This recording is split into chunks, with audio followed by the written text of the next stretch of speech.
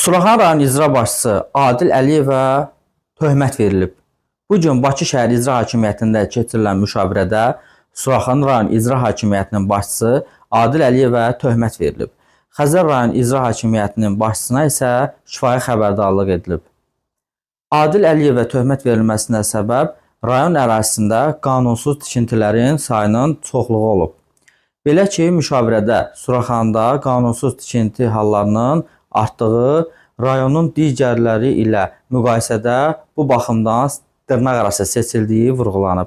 Bununla yanaşı rayon tabeliyində olan qəsəbələrdə sanitar təmizliyin olmaması, zibillərin götürülməməsi ilə bağlı icra başçısına tənqid olunub.